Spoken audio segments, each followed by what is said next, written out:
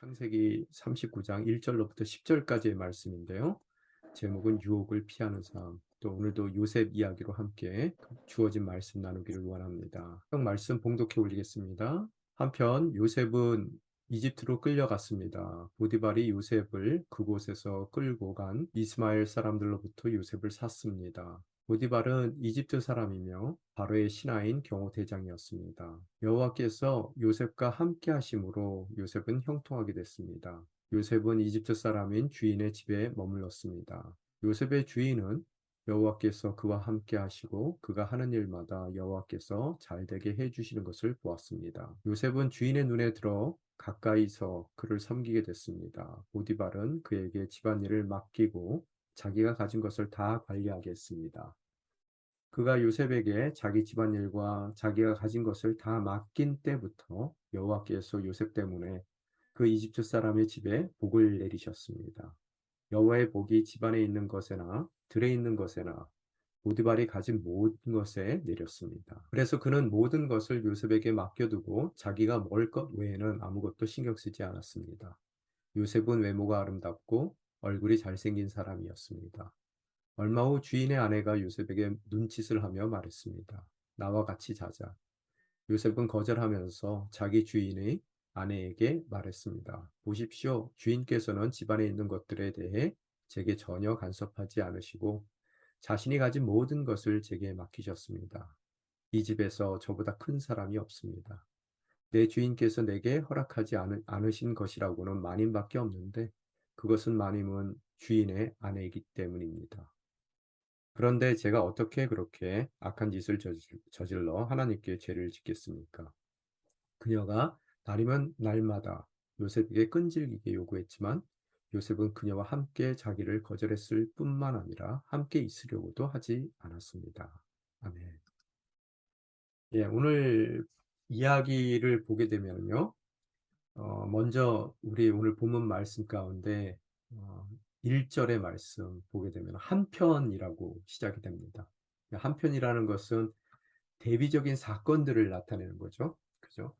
그래서 인생은 두 갈래 인생이 있다라는 것을 볼 수가 있어요, 우리가요.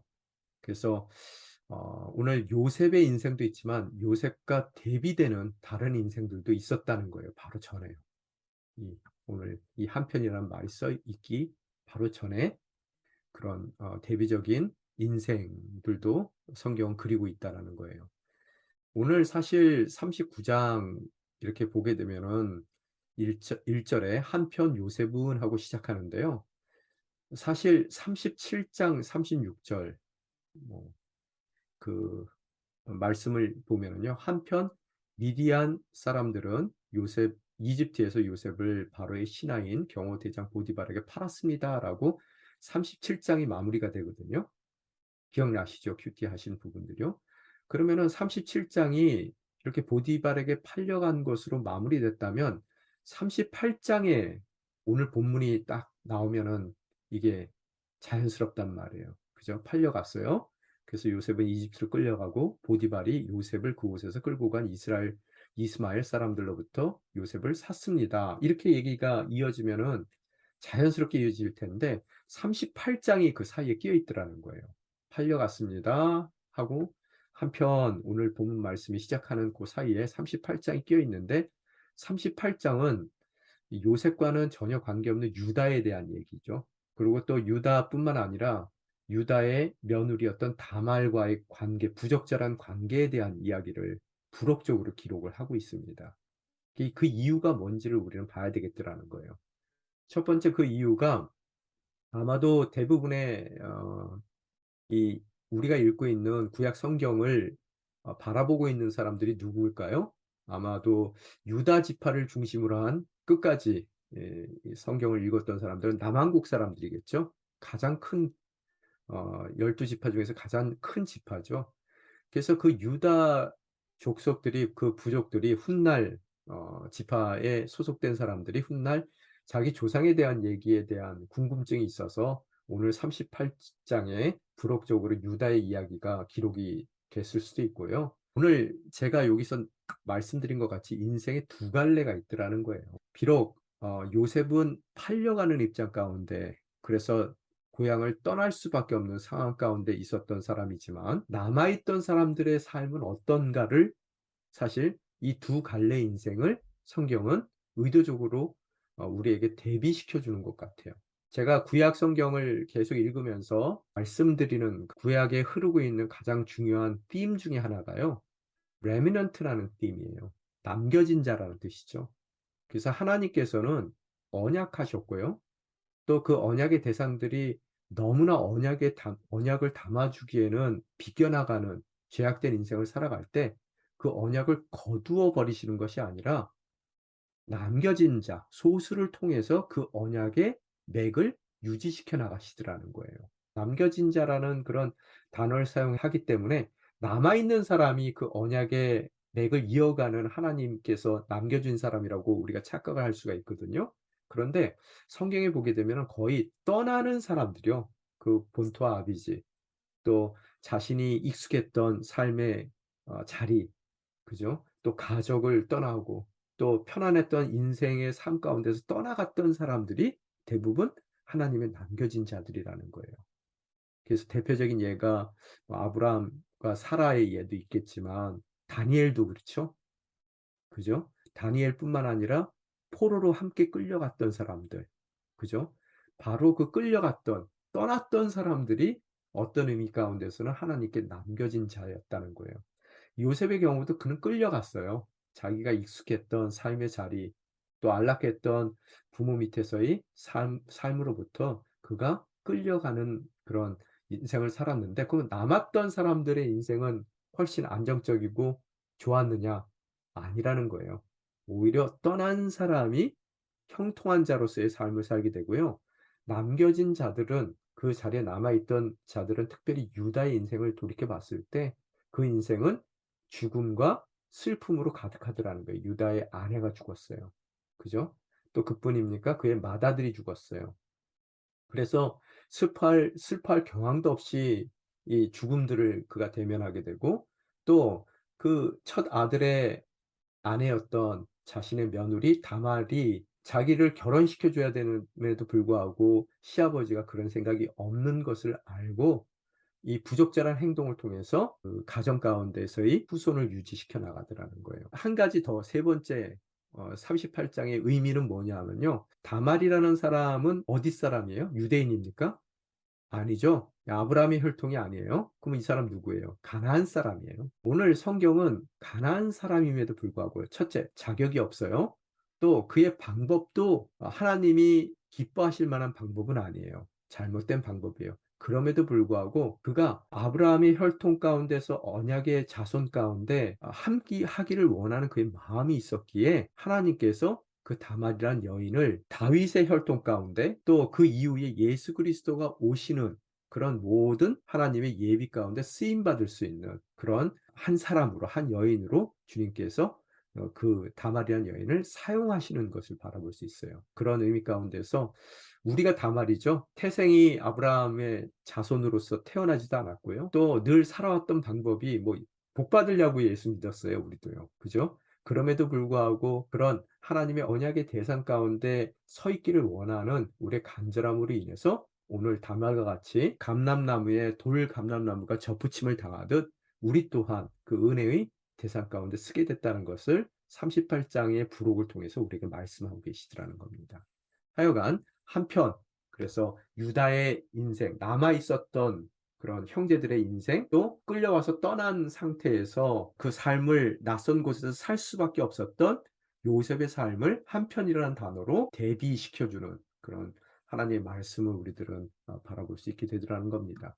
자, 그리고 넘어갑니다. 그래서 1절에 보게 되면 한편, 그러면서 요셉은 이집트로 끌려갔습니다. 보디발이 요셉을 그곳으로 끌고 간 이스마엘 사람으로부터 요셉을 샀습니다. 여기 오늘 등장인물이 보면은 직접적으로는 세 부류가 나오고, 또 정확하게 얘기하면 네 부류에 대해서 성경은 이야기하고 있을 것 같아요. 첫 번째 등장인물이 오늘 주인공인 요셉, 그다음에 두 번째 등장인물은 요셉을 노예로 팔기 위해서 데리고 온 이스마엘 사람들, 세 번째로는 그를 노예로 사들인 보디발, 그리고 이 모든 일의 원인이 되었던 형님들, 요셉의 형님들이 오늘 본문에는 안 나타나지만 있더라는 거예요. 그런데 오늘 이 네 인물에 각각 해당되는 동사들이 있어요. 요셉하고 연결되는 끌려가다라는 동사죠. 요셉은 끌려갔어요. 그리고 이스마엘 사람들은 끌고 갔어요. 또한 보디발은 끌려온 요셉을 이스마엘 사람들로부터 샀습니다. 그리고 형들은 어떻게 해요? 37장 그 앞에 장에 가게 되면은 28절에 보게 되면 팔아버렸습니다 라고 기록이 되어 있어요. 형님들은요. 4명의 등장인물에 해당되는 4가지 동사가 나오는데요.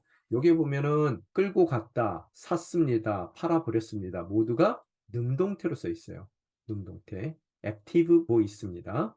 그런데 이 4가지 동사 중에서 하나만 수동태로 기록이 되어 있어요. 뭐가 수동태예요? 끌려갔답니다. 누가요? 요셉이요.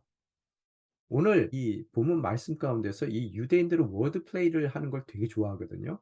그래서 그들이 간접적으로 우리에게 주는 것은 뭐냐면요.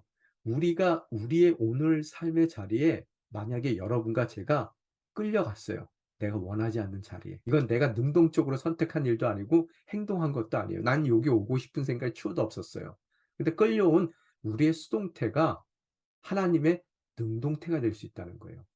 악한 주변 사람들의 능동적인 행동에 의해서 나는 내가 원치도 않는 삶의 자리 가운데 끌려올 수 있는, 수동태로 끌려올 수 있는데 그것은 하나님의 능동적인 행동이었다는 것을 보여주고 있더라는 거예요. 제가 좀 말이 잘 표현이 됐나 모르겠습니다. 오늘 동일한 사건을 시편 저자가 105편 17절에 보게 되면 이렇게 써 있습니다.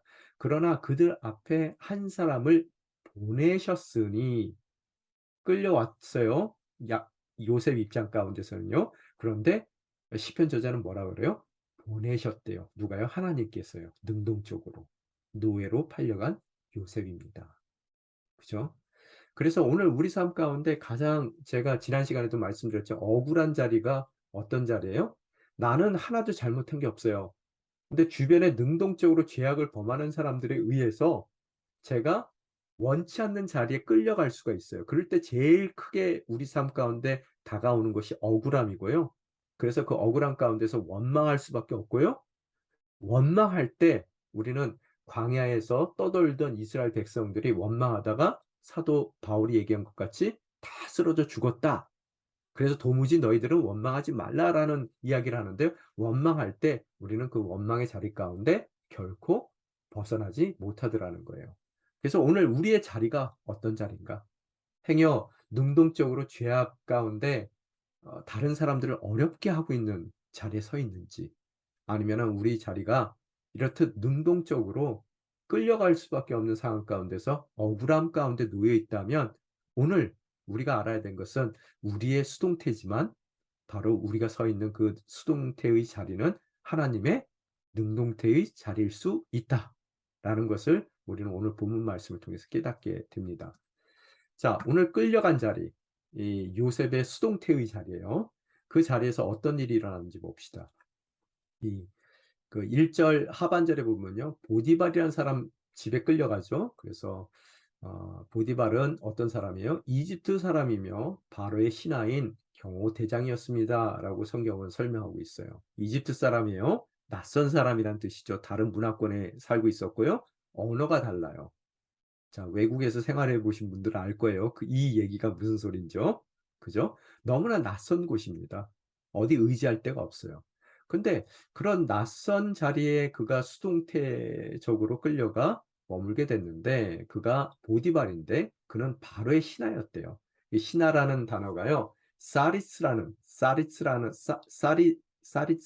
그런 단어를 사용하는데요. 그 단어는 뭐 신하도 신하지만 황관이라는 뜻이에요. 내시라는 뜻입니다.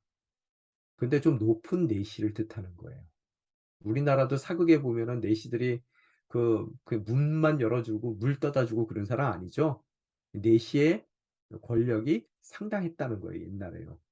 근데 여러분 잘 아시는 바와 같이 당시에 바로는 이 셈족 계열이라 그래요. 이집트 족속들이 아닙니다. 잠시 외세의 셈족 계통의 사람들에게 침략을 당해서 이집트가 이방 사람 왕을 바로를 섬기고 있었을 때예요. 그때 그가 황관 장으로 어, 왕궁에서 일을 했던 것 같습니다. 또한 그가 내시일 뿐만 아니라 경호대장이라고 써 있는데요. 그 경호라는 그 단어가 히브리어로 타바라는 단어거든요. 타바. 이 타바라는 단어는 뭐 경호라는 bodyguard라는 그런 의미도 되지만요. 또 동시에 executioner이라는 뜻입니다. 이 execution 하면은 무슨 뜻이에요? 처형한다는 뜻이죠. 그래서 처형자예요. 한번 생각해 보세요. 낯선 문화권 가운데 언어도 안 통하고, 그죠? 또 그 사람은 되게 높은 내시였었어요. 그런데다가 그의 일은 살인하는 일입니다. 왕궁에 뭔가 불만이 있는 모든 사람들을 끌어내다가 왕을 위해서 그들을 처형했던 사람입니다. 그 처형의 일을 맡고 있었어요. 이런 무시무시한 가정 가운데 오늘 끌려왔더라는 거예요. 오늘 여러분 또한 끌려온 자리가 어디예요? 내가 원치 않은 결혼을 했어요? 원치 않는 어 집안의 며느리로 들어가셨어요? 혹은 내가 원치 않는 직장에 들어가셨어요? 내가 계획했던 삶은 이 삶이 아닌데 부모님의 그런 강압적인 그런 환경적으로 나를 케어해 주지 못하는 그런 어려운 환경 뭐 이런 것 때문에 내 삶이 이까지 수동태 쪽으로 밀려왔습니까? 가 보니까 낯설어요? 별로 있고 싶지도 않고 마음 정 붙일 만한 그런 자리도 아닙니까? 또 어 이 executioner 뭔가 처형 시퍼렇게 서슬이 돋아 있어서 언제 죽을지 모를 법한 그런 무시무시한 자리에 와 있습니까? 오늘 우리의 자리가 어떤지를 요셉과 비교를 하며 우리들이 본문을 계속 읽어 가야 될 것 같습니다.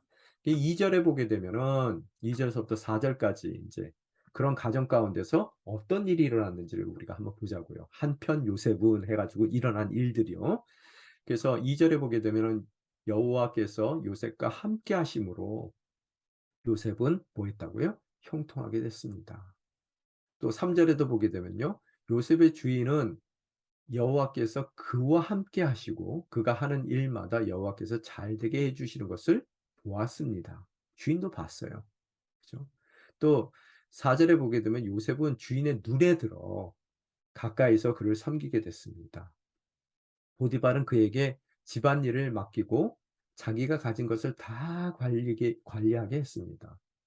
이 보면은 권세 있는 가문에 뭐 낯설기는 했지만 또 서서히 시퍼렇게 겁나는 그런 환경 가운데 놓였지만 그는 형통하게 됐고 또 그가 하는 일마다 여호와께서 잘 되게 해 주셨고 그것을 지켜봤던 주인의 눈에 들어서 그를 섬기게 됐는데 온 집안일을 다 맡아서 행하는 어떤 의미 가운데서는 노예지만 노예치고는 굉장히 출세한 아마 이집트 전역에서 이만큼 출세한 노예가 없을 거예요. 가장 덕망 있는 명망 높은 집안 가운데 이 모든 권력을 가진 집안 가운데 모든 살림을 다 떠맡은 그런 요셉의 모습을 우리들이 발견하게 되더라는 겁니다.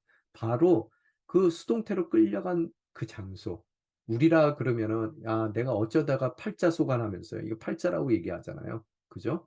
그런 소관하면서 팔자 탓을 하면서 모든 것을 포기했을 법한 그런 끌려간 장소에서 그런 요셉은 형통한 장소로 그 끌려간 수동태의 장소를 사용하더라는 거예요. 어떻게요? 여호와의 함께 하심을 통해서요. 그죠? 그래서 그는 원망할 자리에서 최선을 다하더라는 거예요. 그래서 진정한 복이라는 것은 우리가 보통 생각하기에 많이 소유해야지 된다라고 생각하죠.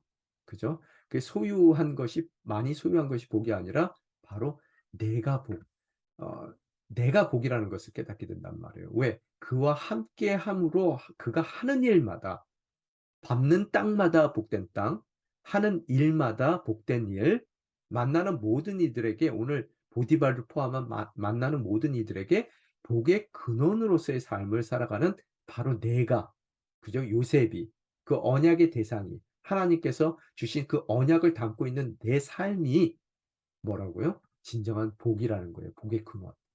자, 우리가 다시 한번 아브라함에게 허락한 약속을 보게 되면 세 가지라고 제가 늘 말씀드리는데요. 첫 번째 것이 자손에 대한 복이었어요. 지금 이 요셉의 이야기를 듣고 있는 출애굽한 이스라엘 백성들이 그 증거예요. 그죠? 한 가정으로 애굽 땅 고센 땅에 들어갔다가 나올 때는 한 민족이 돼서 나와요. 그 첫 번째 언약은 이루어졌어요. 두 번째 언약은 뭐예요? 땅에 대한 언약이죠. 가나안 땅에 대한 언약. 그래서 노예였던 이들이 출애굽해서 비록 광야 생활 가운데 있지만 첫 번째 언약이었던 자손의 언약이 이루어진 것 같이 오늘 광야 넘어 하나님께서 예비하신 그런 언약의 성취인 가나안 땅을 그들이 반드시 차지하게 될 거예요. 근데 이 두 언약보다 더 중요한 언약이 있어요. 세 번째. 복의 근원이 된다 그랬어요. 오늘 요셉은 지금 복의 근원으로서의 삶을 살고 있어요. 우리가 알아야 되는 게요. 항상 알아야 되는 게 기도하실 때 보면은 뭐 내가 더 많은 소유를 갖게 해달라고 기도하시는데요. 정말로 중요한 그 기도는 뭐냐면요. 복의 근원으로서의 삶을 살아가게 해달라는 기도예요. 그죠? 언약을 주셨어요. 그렇기 때문에 주님께서 나와 함께 하세요.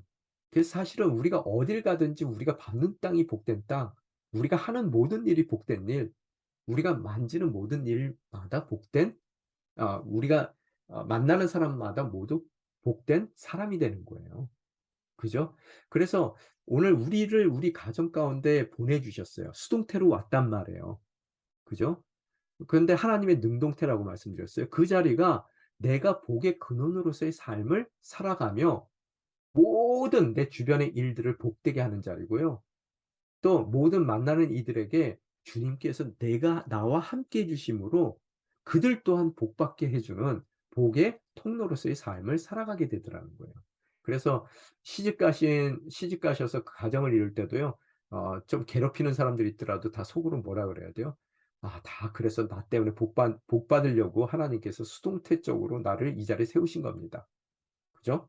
또 내가 직장에 갔더니 직장에서 전부 내가 끌려온 사람이에요. 뭐 별 볼 일 없단 말이에요. 그럴 때 직장에 있는 모든 이들이 뭐라고요? 오늘 보디발과 같이 여호와께서 어 그와 함께 하시고 그가 하는 일마다 여호와께서 잘 되게 해 주신 것을 볼 수 있게끔 우리가 복의 근원으로서의 삶을 그곳에서 살아내야 될 줄 믿습니다. 근데 오늘 보게 되면은 그런 요셉의 모습을 보면서 주인이 요셉은 주인의 눈에 들었다는 얘기가 나와요. 참 이게 중요해요. 그런데 여기서 found favor 영어로 하면 그렇게 되거든요. 눈에 들었다는 얘기가요. 호의를 갖게 됐다는 거예요. 호감을 갖게 됐다는 얘기인데요. 여기서 이 메사헨이라는 그런 히브리 말을 쓰는데요. 이 원래 의미는 무슨 뜻이냐면요. 내가 실력과 뭐 내가 이룬 그 결과물에 대해서 결과물 때문에 나한테 호의를 갖는다는 의미가 아니라요. 그냥 마음이 가서 호의를 얻었다는 거예요. 지금 이 표현 자체가요. 주는 거 없이 미운 사람도 있지만 뭐 받은 거 없이 이쁜 사람도 있단 말이에요. 그래서 하나님께서 우리를 우리가 원치 않는 자리로 끌고 갈 수는 있는데 끌려가도록 놔둘 수는 있는데요. 그곳에서 우리를 내버려 두시는 것이 아니라 함께 하심으로 우리로 하여금 형통케 하시고요. 또 우리로 하여금 우리가 하는 그 모든 일을 형통케 하시는 것으로써 사람들이 내가 복의 근원이라는 것을 알게 되고요. 또 나를 통해서 얻는 재물 때문에 나를 좋아하는 것이 아니라요. 뭔지 모르게 자꾸 내가 좋아지는 살 사람으로 그들에게 호의를 받게 해 주신다는 거예요. 자, 이 다니엘의 이야기도 보게 되면요. 다니엘이 환관장하게 뭐라고요? 호의를 받게 됩니다. 다니엘서에서 가장 중요한 핵심 키 중에 하나예요. 그게 뭘 이룬 것도 없고 뭐 특별한 게 없어요. 그런데 괜히 마음이 가는 거예요. 그래서 오늘 요셉한테도 하나님께서 그 끌려간 자리 가운데 그런 호의를 얻게 하시더라는 겁니다. 그래서 요셉은 복의 근원으로의 삶을 그곳에서 살아가게 되더라는 거예요. 그래서 그가 요셉에게 자기 집안일과 자기가 가진 것을 다 맡긴 때부터 여호와께서 뭐라고요? 요셉 때문에 그 이집트 사람의 집에 복을 내리셨습니다. 그죠? 오늘 어디 가셔서 다 그러세요. 이제 선포하세요. 니들 다 나 때문에 복 받는 줄 알아. 그죠? 그래서 우리가 보통 보면은 뭘 잘해야지 된다고 생각하고요. 뭘 많이 소유해야 된다고 생각하는데요. 내가 하는 일이 내가 복된 사람이기 때문에요. 내가 하는 모든 일은 다 가치 있는 일이에요. 이 얘기가 무슨 소리냐면요. 제가 어디 저는 미술 되게 못하는 사람인데요. 미술관에 갔더니 막 그림 제가 보는 제 눈에는 뭐 한 2 학년짜리가 그려 놓은 그림 같아요. 그런데 걸어 놓고 그게 뭐 굉장한 미술 작품이라고 얘기하더라고요. 이유가 뭐예요? 밑에 이름이 이니셜이 새겨져 있어요. 뭐 피카소, 그죠? 그다음에 뭐 모네 뭐 이런 식으로 뭐 이 이름들이 써 있어요. 그러면은 그거 자체가 가치 있는 것이 되는 거예요. 오늘 우리가 가치 있는 일을 해서 우리가 가치 있는 사람이 되는 게 아니라요. 우리 자체가 가치 있기 때문에 우리가 하는 모든 일은 가치 있는 일이 되더라는 거예요. 그래서 그런 복을 내리시는 복의 근원으로서의 삶을 살아가는 요셉에게 여호와 복이 뭐 요셉을 통해서 여호와의 복이 집안에 있는 것들이나 들에 있는 것이나 보디발이 가진 모든 것에 내렸습니다라고 성경은 표현하고 있습니다. 그래서 우리가 가는 곳마다 주님께서 함께해 주시고 또 우리로 하여금 안에 있는 것이나 밖에 있는 것이나 그 모든 것에 주님의 축복을 내려 주실 줄 믿습니다. 그런데 이쯤 됐을 때 또 다른 어려움을 그가 경험하게 돼요. 그래서 우리 인생 가운데 어려움을 자꾸 피해 가려는 그런 기도들을 많이 하는데 그 어려운 사건을 피하는 것이 우리의 기도 제목이 아니라요. 그 사건을 통해서 이루고자 하는 하나님의 섭리를 이루어 드리는 것이 우리의 기도의 제목이 돼야 돼요. 어찌 보면은 지금 제일 잘 나갈 수 있는 상황이에요. 그냥 여느 집안도 아니고요. 그 당시에 가장 왕 다음으로 큰 권력을 휘두르고 있었던 사람의 눈에 들었던 겁니다. 그래서 그 가정의 모든 것을 그가 관리하고 있는 상황이에요. 이대로 간다면은 어떻게 되겠어요? 눈에 들었기 때문에 보디발의 양자까지도 가능해요. 아까 넷이라 그랬죠? 그죠? 그래서 넷이면은 여러분 넷이가 결혼했어요? 오늘 인제 조금 후에 일어나는 사건은 뭐예요? 아내 보디발 아내와의 사건이에요. 왜 그 사건이 일어나는지 이해가 되셨죠? 보디발은 넷이에요. 근데 내시들도 우리나라 사극을 보게 되면은 결혼하죠. 그죠? 아내가 있었어요. 그런데 그들이 자녀는 낳을 수가 없어요. 그래서 보통 내시들이 하는 일이 뭐냐 하면 양자를 드립니다. 그래서 그 양자로 하여금 자기의 뒤를 이어서 또 내시가 되게끔 해요. 그죠? 그게 환관의 역할이에요. 그래서 이대로 간다면은 추측해 볼 건데 보디발의 양자가 될 수도 있었을 거예요, 충분히. 이제 지켜보고 있겠죠. 그래서 '아 쟤를 양자로 삼아야 되겠다.'라고 생각해서 양자가 되면은 보디발의 양자가 되면은 요셉은 뭐가 될 수 있어요? 높은 환관 자리에 오를 수가 있었어요. 그죠? 그런데 또 다른 어려움이 있더라는 거예요. 그건 뭐예요? 그 아내의 보디발 아내의 유혹이라는 거예요. 우리 또한 뭔가 좀 잘 풀려간다 싶으면 어떻게 돼요? 어렵게 그 자리에서 정말로 뭔가 잘 풀려가는 그런 요소들이 보이기 시작해요. 그랬을 때 우리 인생 가운데서도 또 다른 어려움이 나거든요 항상. 일어났을 때 우리의 기도는 뭐예요? '주님 왜 하필이면은 이 아내의 유혹의 자리 가운데 내가 서서 내가 지금 잘 나가고 있는데 이 모든 것을 다 잃게 생겼습니다. 주님 우리의 기도가 뭐가 돼요? "환관되게 해 주세요. 내시되게 해 주세요." 하는 것이 우리의 기도가 될 수 있더라는 거예요, 우리 인생 가운데서도요. 그죠? 그래서 가만히 들어보면은 기도하는 걸 가만히 들어보면은 어때요? "내시되게 해 주세요." 하고 기도해요, 우리의 기도가. 그런데 여러분 우리가 꼭 알아야 될 게 the worst enemy of the best is the second best죠. 가장 the best 최고의 가장 큰 아주 최악의 적은요 second best예요. 차선이에요. 여러분 최선을 제일 방해하는 것이 차선이라는 거예요. 오늘 그가 이런 어려움 없었으면은 한 나라의 환관장도 됐을 거예요. 내시가 됐을 수 있을 거라는 거예요. 그렇지만 오늘 유혹을 통해서 그의 모든 그런 삶이 다 또다시 무너져 버리더라는 거예요. 여러분 근데 여기서 인제 물을 게 총리 대신이 되는 게 나아요? 환관장이 되는 게 나아요? 오늘 우리 삶 가운데서도 또 다른 어려움을 대면하는 것은 그것은 환관장애 만족하고자 하는 우리의 삶 가운데 그것이 아닌 the best 우리에게 가장 최고인 총리 대신이 되기 위한 하나님의 계획 가운데 우리를 그 계획의 자리로 옮겨 주시더라는 거예요. 오늘 이 모든 상황을 봤을 때 어떻습니까? 형들의 미움을 받지 않았더라면 그가 구덩이에 갇힐 일도 없는 것이고 또 그 인생의 구덩이 가운데 갇히지 않았더라면 그가 정말로 낯선 타향으로 포로로 노예로 팔려갈 일도 없는 거고요. 또 노예로 팔려가지 않았더라면 그가 오늘 그 보디발 아내의 유혹 가운데 억울하게 누명을 쓰고 감옥에 갈 일도 없는 거고요. 또 억울하게 감옥에 가지 않았더라면 그는 술 따르는 관원을 만날 일이 없는 거고요. 또 술 따르는 관원을 안 만났더라면 그는 바로 앞에 쓸 일이 없는 것이고 그 바로의 꿈을 해석하여 총리 대신이 되는 일도 없었을 것이고 또 그가 총리 대신이 그때에 맞춰 되지 않았더라면 7 년의 엄청난 가뭄 가운데서 약속의 대상이었던 이스라엘의 모든 12 아들과 그 가족들은 굶어 죽을 수밖에 없게 되더라는 거예요. 오늘 하나님께서 그를 이끄시는 모든 섭리의 과정을 우리들이 바라볼 수 있게 되더라는 겁니다.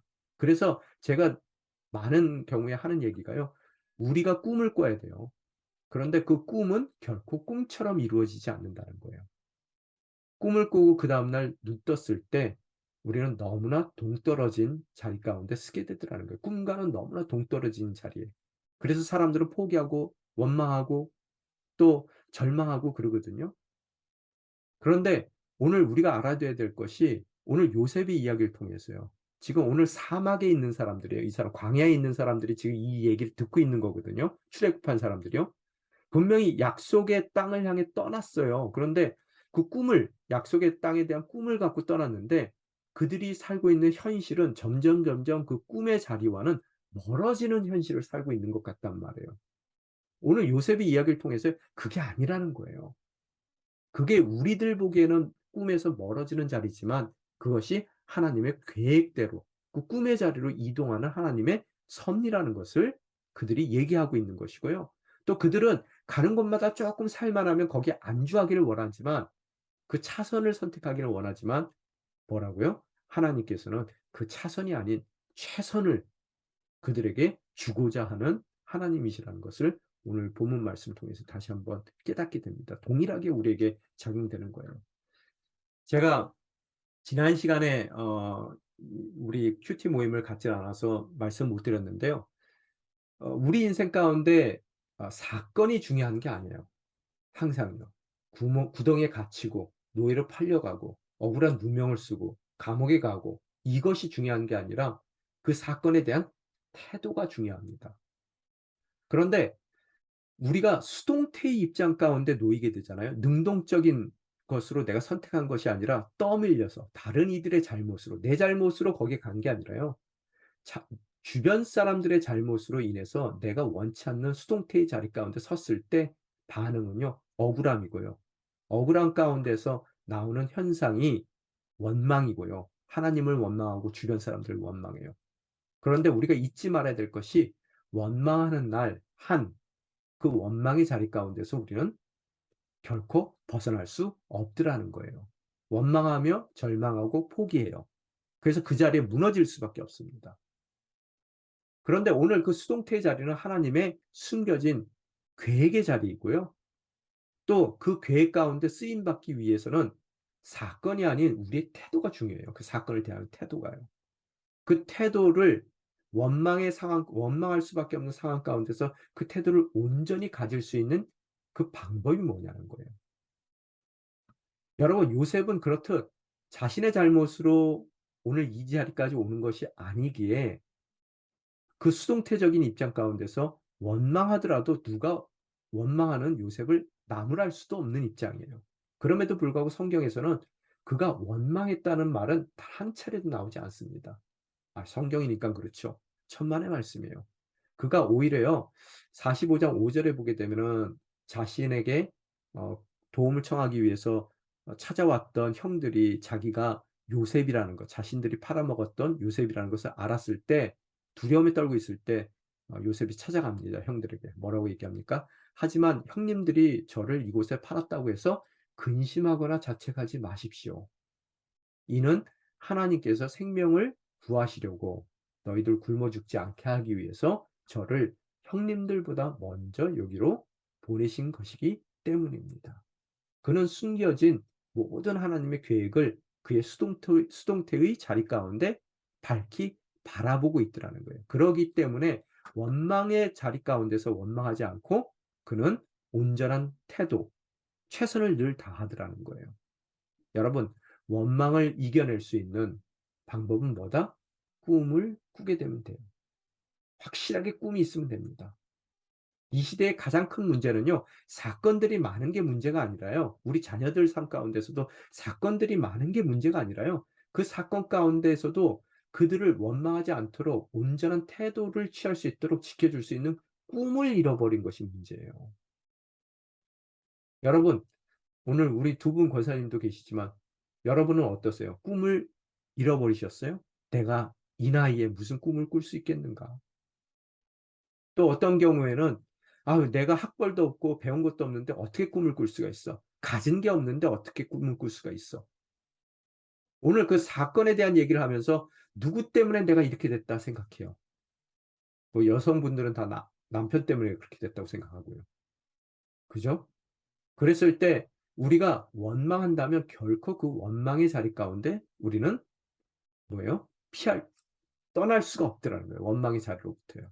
온전한 태도를 지녀야 되는데, 최선을 다할 수 있는 삶의 태도를 지녀야 되는데, 그럴 때 주님께서 계획하신 대로 나의 발걸음이 옮겨질 것이고, 바로 앞에 서서 그 바로의 꿈까지도 해몽하여 그 당시에 모든 이들을 구원할 수 있는 총리 대신의 자리에 설 수 있었을 텐데, 바로 하나님께서 꿈을 주셨고, 그 꿈을 잊지 않고 하나님의 계획 가운데 나를 먼저 보냈다라는 그, 그 하나님의 숨겨진 손길을 깨달을 때 우리는 결코 원망하지 않는, 오히려 그 자리에서 최선을 다하는 요셉과 같은 인생이 될 수 있으리라 믿습니다. 바로 그 꿈, 그것은 원망을 이겨내는 비결입니다. 그래서 요셉은 꿈의 사람이고, 그래서 그는 어떠한 삶의 처지 가운데 있더라도 그는 누구를 원망해서 그 원망 때문에 그 자리에 쓰러지지 않더라는 거예요. 오늘 다시 말씀드립니다. 우리가 추구해야 될 것은 the second best가 아닙니다. 차선이 아니에요. 하나님은 우리에게 최선을 주고 싶어서 주기를 원하십니다. the best요. 그 best를 향해 나아가는 과정 가운데 하나님께서 차선에 머무르지 않도록 우리에게 또 다른 어려움을 허락해 주실 것을 우리는 알 수 있습니다. 그때 먼저 여기로 보내신 그런 하나님의 손길을 바라보며 그 하나님께서 주신 꿈을 잃지 않고 그 꿈으로 원망을 최선으로 바꿔나가시는 저와 여러분이 되시기를 주님의 이름으로 축원합니다. 몇 가지고요. 기도하겠습니다. 아버지 하나님 감사합니다. 모든 것이 주님의 은혜입니다. 아무 자격 없는 저희들을 불러주셨고 이제 저희 삶 가운데 언약하시고 또 주님께서 언약하신 그 모든 언약의 성취를 반드시 우리 삶 가운데 허락해 주시고 또 부어 주실 하나님의 성실하심과 신실하심을 믿습니다. 주님께서 허락하신 그 언약의 성취의 날, 바로 그날이 해피엔딩의 날이고 그 모든 것이 우리에게 비전으로 또 우리 삶 가운데 꿈으로 주신 하나님이십니다. 저희가 어떠한 상황 가운데서든 그 주신 비전과 꿈을 잃지 않게 도와주시고 또 그 꿈 가운데 많은 주님의 방법 가운데 사용하시는 어려움과 또 고통의 순간들, 바로 그곳에서 그 자리가 아무리 수동태적인 자리라 하더라도 하나님을 원망하고 또 이웃을 원망하는 저희가 아닌 진정 꿈에 사로잡혀 저희가 그 주어진 자리 가운데 보다 나은 선을 이루시는 주님의 성실하심을 바라보며 최선을 다해 나아갈 때 주님이 예비하신 때에 주님이 원하시는 꿈의 주인공으로 서게 도와주시고 또 그러한 우리의 삶을 통해서 주님의 원대한 비전을 이루어 주시옵소서. 우리 자녀들에게 특별히 다시 한번 꿈을 꿀 수 있게 도와주시고 또 어려운 시기를 살아갈 때 그 사건을 탓하는 것이 아니라 그 사건이 하나님의 예비하심이고 또 인도하심이라는 것을 깨달을 수 있는 꿈의 사람 요셉의 관점으로 그들의 주어진 사건을 바라볼 때 온전한 태도를 취할 수 있는 아름다운 우리의 자녀들이 될 수 있게 도와주시옵소서. 이 모든 말씀 우리 주 예수 그리스도의 이름으로 간절히 기도드리옵나이다.